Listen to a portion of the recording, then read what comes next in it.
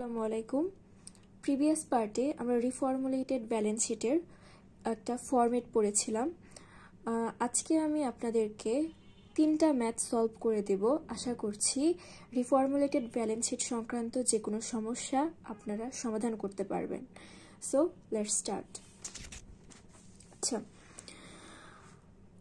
এটা আমি মিলেনিয়াম পাবলিকেশনের একটা বই নিয়েছি, সেখান থেকে পার্ট দিয়ে আসার মতো বা ম্যাক্সিমাম সময়ে আসে এরকম একটা প্রশ্ন আপনাদেরকে সলভ করে দেব। খুবই ইজি। প্রশ্নটা পড়া যাক। From the following data of the balance sheet of Montu traders limited prepare a reformulated balance sheet.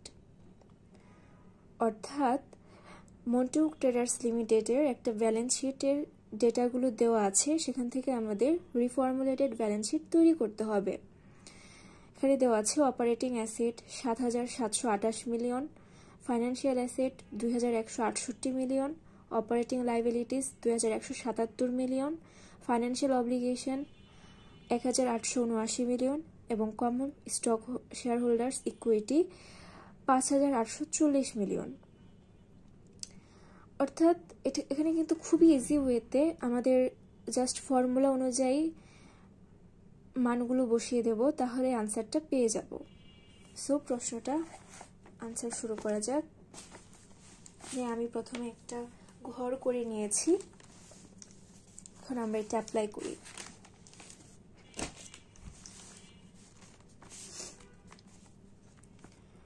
So আমরা পড়েছিলাম আমাদের 2টা পার্ট থাকবে, একটা নেট অপারেটিং অ্যান্ড অন্যটা হচ্ছে এনএফও প্লাস সিএসসি। আমরা নেট অপারেটিং এর পার্টটা সবার প্রথমে করব। প্রথমে আমাদের অপারেটিং অ্যাসেট দেওয়া আছে, লিখতে হবে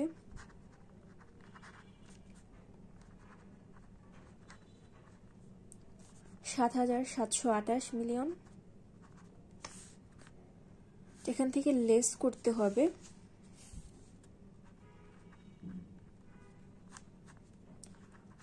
অপারেটিং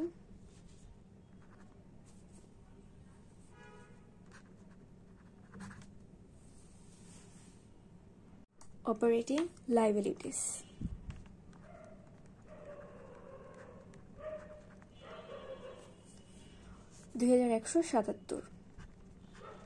এটা আমরা লেস করে দেব, একটু গ্যাপ রেখে আমরা লিখব এটা নেট অপারেটিং অ্যাসেট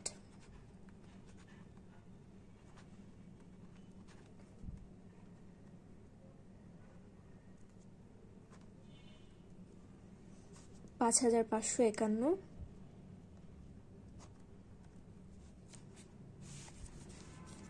এখন আমাদেরকে এনএফও বের করতে হবে। আমরা জানি এনএফও বা নেট ফাইন্যান্সিয়াল অব্লিগেশন বের করার জন্য ফাইন্যান্সিয়াল অব্লিগেশন থেকে আমরা ফাইন্যান্সিয়াল অ্যাসেটটা লিস্ট করে দেব।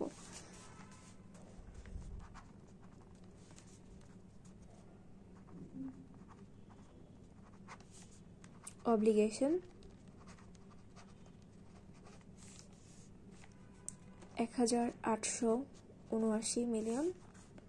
সেখান থেকে আমরা একটু দূরত্ব বজায় রেখেই লিখি, লেস করব হচ্ছে ফাইন্যান্সিয়াল অ্যাসেট।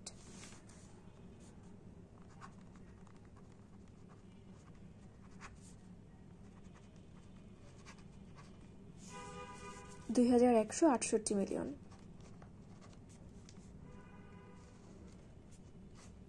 লেস করলে আমরা পাবো নেট ফাইন্যান্সিয়াল অব্লিগেশন।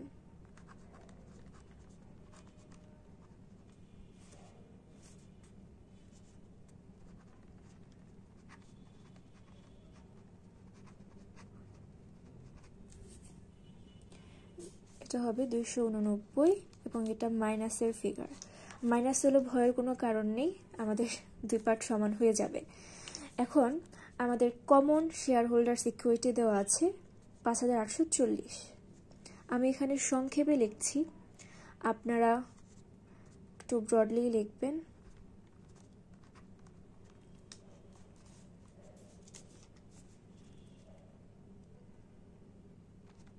$৫,৮৪০। সুতরাং আমরা এনএফও প্লাস সিএসসি যোগ করলে ৫,৫৫১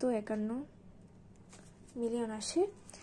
এখানে আমরা দেখতে পাচ্ছি আমাদের NOA এবং NFO প্লাস CSE বোথ আর ইকুয়াল, সুতরাং আমাদের ম্যাথটা হয়ে গিয়েছে। আশা করছি এটা আপনারা পারবেন, খুবই ইজি একটা ম্যাথ। আমরা জাস্ট ফরম্যাট আগের মতোই করেছি, শুধু ফিগারগুলো বসিয়ে দিয়েছি, তাহলে আমাদের ম্যাথটা কমপ্লিট। আর এটা ম্যাক্সিমাম টাইম পার্ট বিতে থাকে। সো আমরা আমাদের নেক্সট যে ম্যাথটা আছে সেটাই চলে যাচ্ছি। নেক্সট আমরা যে ম্যাথটা করব সেটা হচ্ছে 2 নাম্বার কনসেপ্ট। এরকম ম্যাথও এক্সামে ম্যাক্সিমাম টাইমেই থাকে, সুতরাং এই ম্যাথটা আমরা দেখে নেই। The following numbers were extracted from a balance sheet in millions. Operating asset $547 million, financial asset 145, total liabilities $322 million. এখানে দেওয়া আছে অফ দ্য টোটাল লাইবিলিটিস, মানে এই যে টোটাল লাইবিলিটিসটা রয়েছে, এই টোটাল লাইবিলিটিসের 190 মিলিয়ন ওয়ার ডিম টু বি ফাইন্যান্সিং লাইবিলিটিস, অর্থাৎ টোটাল লাইবিলিটিসের 190 মিলিয়ন হবে হচ্ছে ফাইন্যান্সিং লাইবিলিটিস। তাহলে বাকিটা নর্মালি অপারেটিং লাইবিলিটিস হয়ে যাবে, সেটাই বলা হয়েছে। এখানে আমাদের একটা ওয়ার্কিং করে নিতে হবে। সো ম্যাথটা করা যাক। এখানে prepare a reformulated balance sheet বলা হয়েছে। সো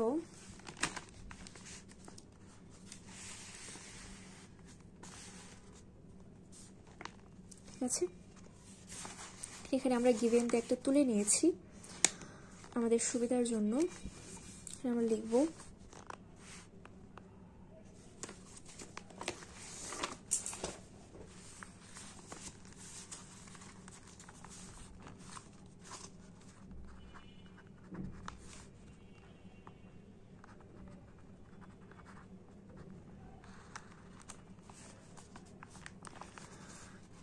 এটা আমরা প্রশ্নে লিখে নিব। যখন আনসারটা লিখব তখন আমাদের প্রশ্নে আমরা লিখব গিভেন দিয়ে এই পয়েন্টগুলো, মানে প্রশ্নে যা যা দেওয়া আছে। তারপর হচ্ছে আমরা একটা ওয়ার্কিং ওয়ানের জন্য লাইন টানবো, অ্যান্ড সেখানে আমাদের টোটাল লাইবিলিটিস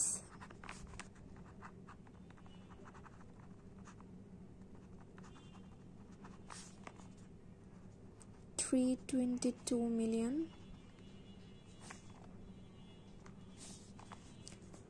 financing liabilities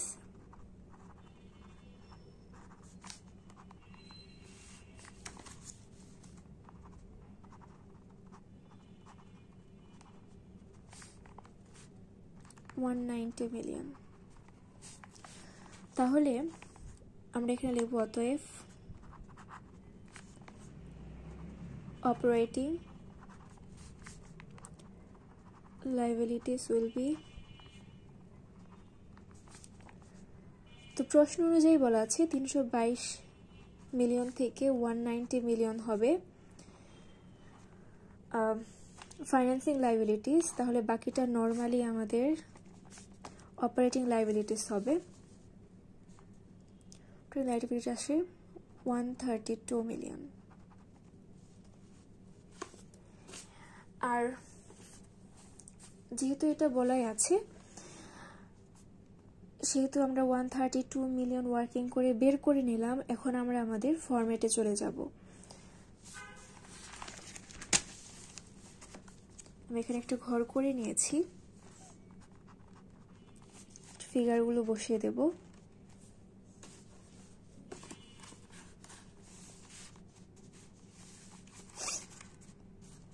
দেখেন এখানে লেখা আছে অপারেটিং অ্যাসেট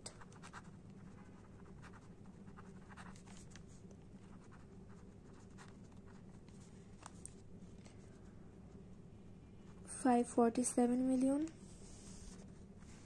এখান থেকে আমরা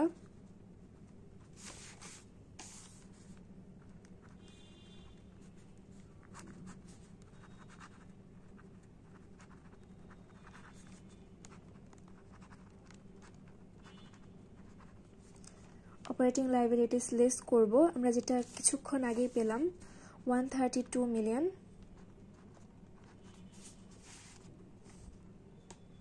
গ্যাপ রেখেই লিখব নেট অপারেটিং অ্যাসেট, আমি সংক্ষেপে লিখলাম। আচ্ছা, এটা এখান থেকে আমরা লেস করব, লেস করলে আনসার আসে 415। এখন আমাদের এই আনসারটা ঠিক আছে কিনা সেটা আমরা নেক্সট পার্ট করার সময় বুঝতে পারবো। আমাদের এনএফও এবং সিএসসি এর পার্ট বের করতে হবে। Financial obligation, so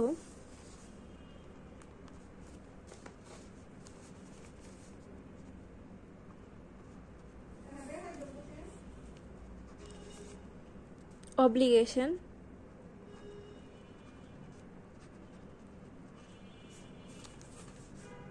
$190 million,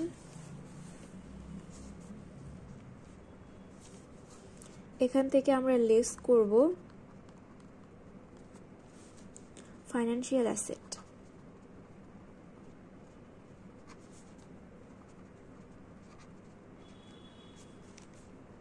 $145 million।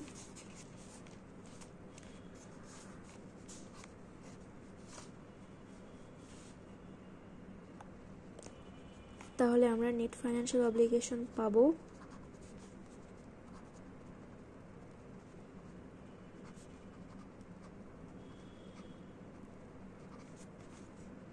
$45। Previous আমরা যে ম্যাথটা করেছি সেখানে মনে হয় আমরা পেয়েছিলাম মাইনাসের একটা ফিগার, এখানে নেট ফাইন্যান্সিয়াল অব্লিগেশন আমরা আবার প্লাসের ফিগার পেয়েছি।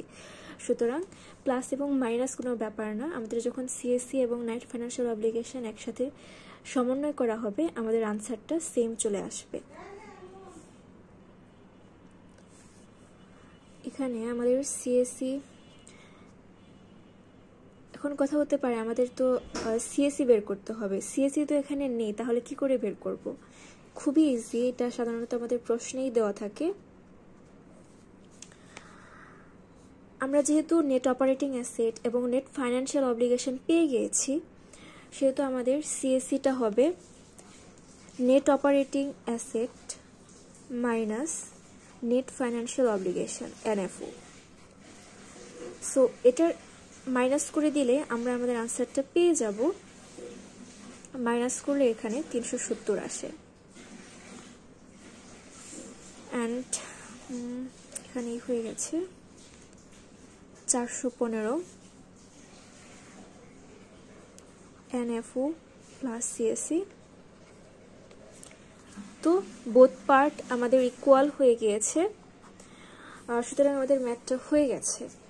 আশা করছি যখন সিএসসি দেওয়া থাকবে না তখন আমাদের সবসময় মনে রাখতে হবে নেট অপারেটিং অ্যাসেট থেকে নেট ফাইন্যান্সিয়াল অব্লিগেশন লেস করে দিলে আমরা সিএসসি পেয়ে যাব। So that's all from this math. আমরা আমাদের নেক্সট ম্যাথে চলে যাচ্ছি। আমরা 3 নাম্বার যে কনসেপ্ট রয়েছে রিফর্মুলেটেড ব্যালেন্স শিটের সেটা করব, অ্যান্ড এটাও মিলেনিয়াম পাবলিকেশনের একটা ম্যাথ। এই ম্যাথটা করার পর আশা করছি আমাদের আর কোনো প্রবলেম থাকবে না রিফর্মুলেটেড ব্যালেন্স শিটের। সো ম্যাথটা দেখা যাক। এখানে the following balance sheet and income statement are for Jabi properties limited. Prepare reformulated statement of balance sheet and income statement. এখানে মূলত আমরা ব্যালেন্স শিটটা করব।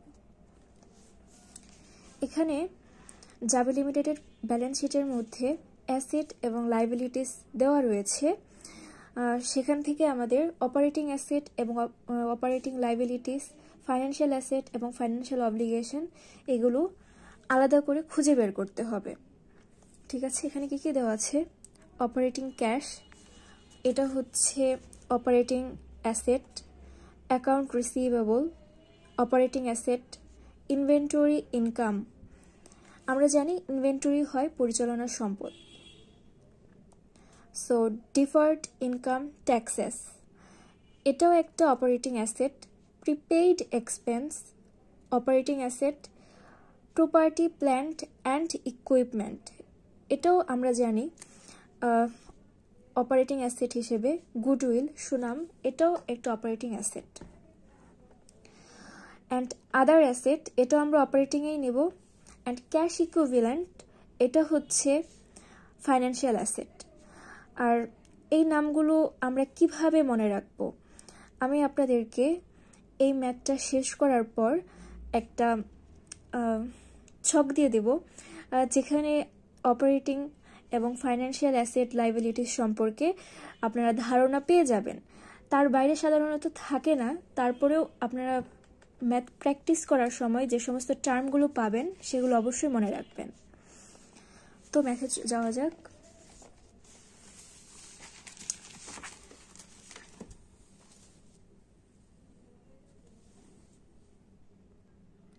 আচ্ছা, এখানে আমি একটা ঘর করে নিয়েছি। আমরা প্রিভিয়াস যে ম্যাথগুলোতে সেগুলোতে 2টা টাকার ঘর ছিল না, একটা করে ছিল। এখানে আমরা 2টা করে টাকার ঘর করেছি এবং সেম ফরম্যাটে রেখেছি। আপনারা চাইলে খাতাটা সোজা করে এক সাইডে 2টা জাস্ট টাকার ঘর দিয়েও করতে পারেন। আমার কাছে সাধারণত জিনিসটা ভালো লাগে না, তাই আমি এটাই করছি, আপনাদেরকে দেখিয়ে দিচ্ছি এইভাবে। আমাদের এখানে অপারেটিং অ্যাসেট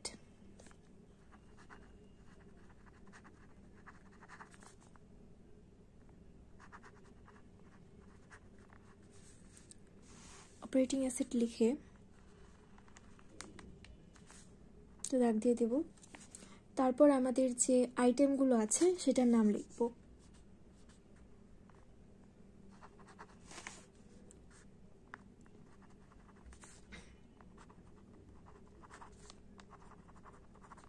অপারেটিং ক্যাশ দেওয়া আছে 19 টাকা।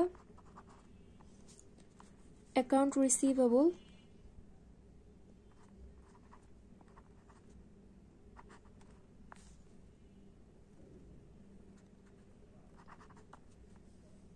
দেওয়া আছে 661। ইনভেন্টরি ইনকাম আর ইনভেন্টরি আমরা লিখব।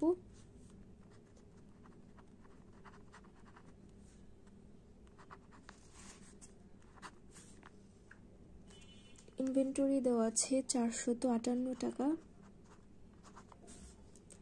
দেন deferred income taxes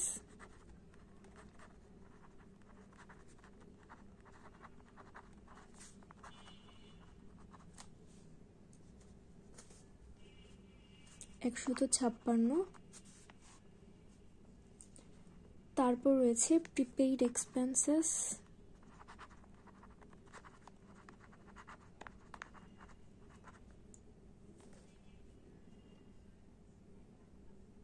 $168। Property plant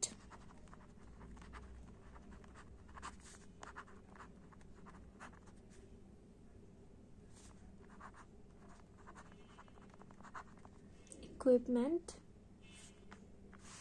280।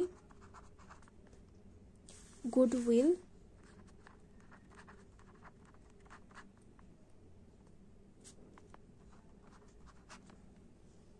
and other assets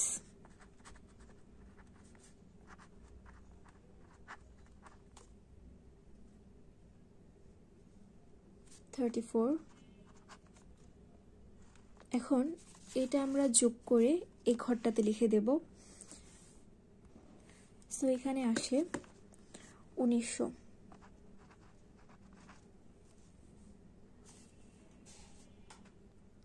এখন আমরা অপারেটিং লাইবিলিটিসের একটা ঘর দেব।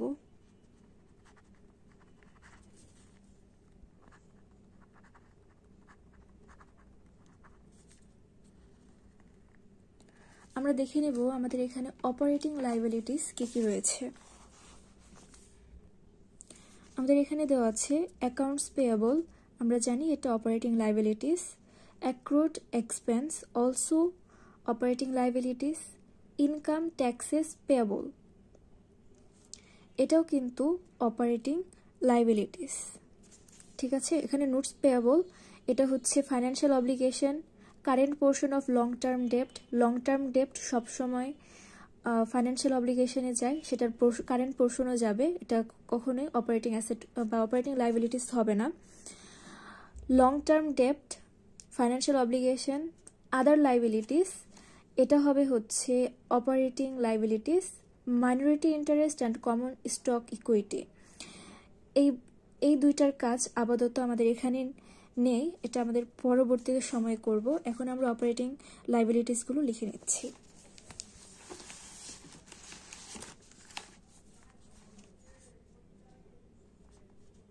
Accounts payable,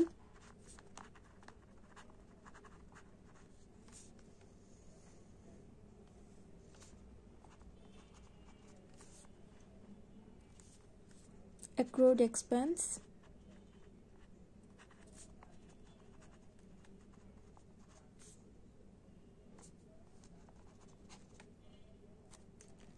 income tax payable,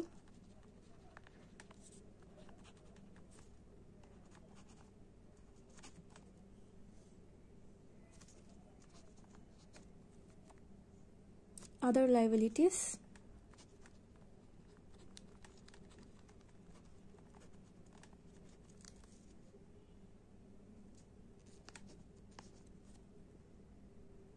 এখন এটা আমরা যোগ করে এখানে দেব। আর অপারেটিং লায়াবিলিটিস অপারেটিং অ্যাসেট থেকে মাইনাস হবে, এটা আসে হচ্ছে 688। মাইনাসের ফিগার করলে আমরা নেট অপারেটিং অ্যাসেট পেয়ে থাকি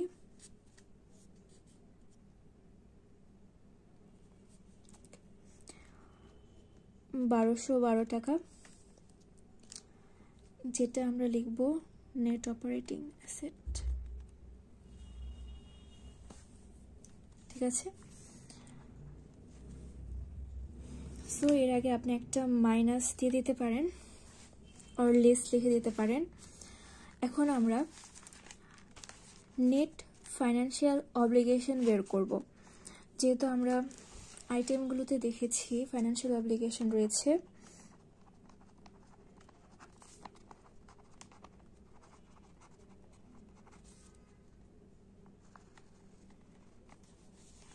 ফাইন্যান্সিয়াল অব্লিগেশন হচ্ছে notes payable,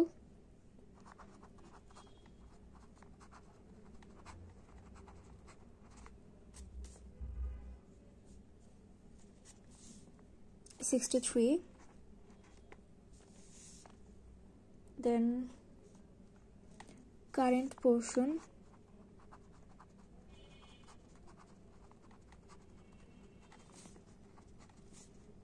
long-term debt,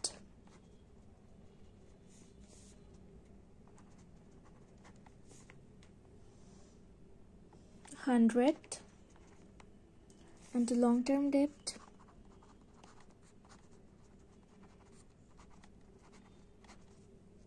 it will be 360। এটা আমরা যোগ করে বসিয়ে দেই, এটার আনসার আসে 523। এখান থেকে আমরা ফাইন্যান্সিয়াল অ্যাসেট লিস্ট করব।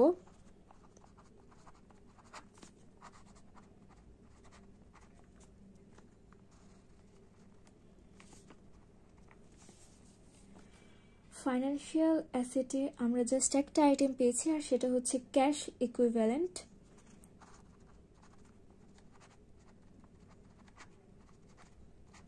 এটা আমরা ডাইরেক্ট এখানে দিয়ে দেব 546।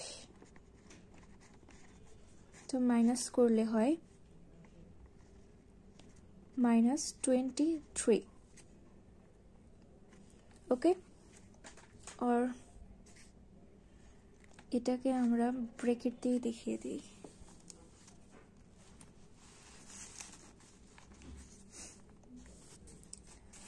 এখন আমাদেরকে সিএসসি এবং মাইনরিটি ইন্টারেস্টের কাজ করতে হবে। আমরা জানি এটার নাম হচ্ছে net financial obligation or NFO. এনএফওর সাথে আমরা সিএসসি সাধারণত যোগ করে থাকি। আমরা সিএসসিটা এখানে লিখি। সিএসসি হচ্ছে 1226। আমরা এটা ইনার কলামে লিখব। আমি যখন ফরম্যাট করিয়েছিলাম তখন বলেছিলাম আমাদের একটু ব্যতিক্রম আছে যখন মাইনরিটি ইন্টারেস্টটা আসবে। মাইনরিটি ইন্টারেস্ট আসলে সেটা সব সময় আপনারা খেয়াল করবেন, কমন স্টক ইকুইটির নিচে মাইনরিটি ইন্টারেস্টের ঘরটা হবে বা মাইনরিটি ইন্টারেস্টটা আমরা লিখব, আর সেটা হচ্ছে সিএসসি এর সাথে যোগ করে দেব। আর যদি আমাদের প্রশ্নে না থাকে তাহলে আমরা সেটা বাদ দেব, যদি থাকে তাহলে সিএসসির সাথে মাইনরিটি ইন্টারেস্টটা যোগ করব।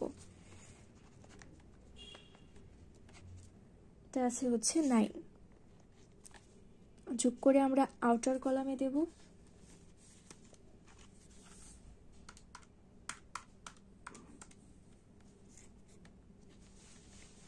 $35,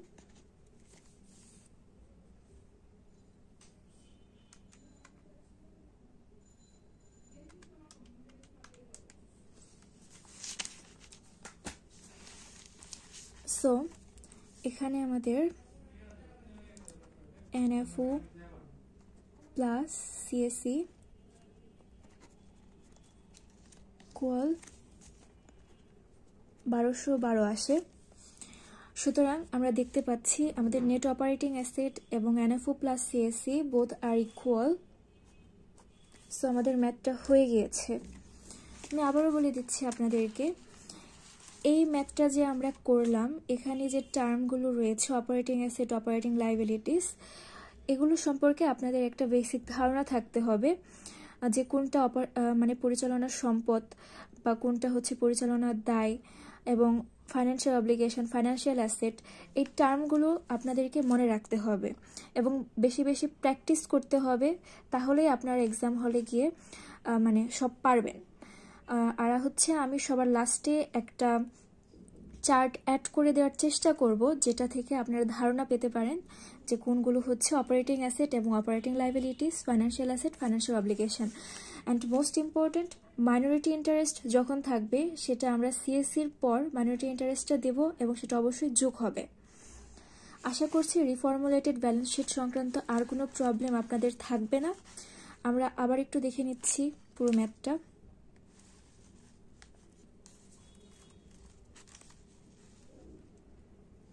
that's it. Thank you so much এই ক্লাসটা করার জন্য। আমরা পরবর্তীতে রিফর্মুলেটেড ইনকাম স্টেটমেন্ট সম্পর্কিত বিষয়টা জানবো। আশা করছি আমাদের সাথে থাকবেন। আসসালামু আলাইকুম।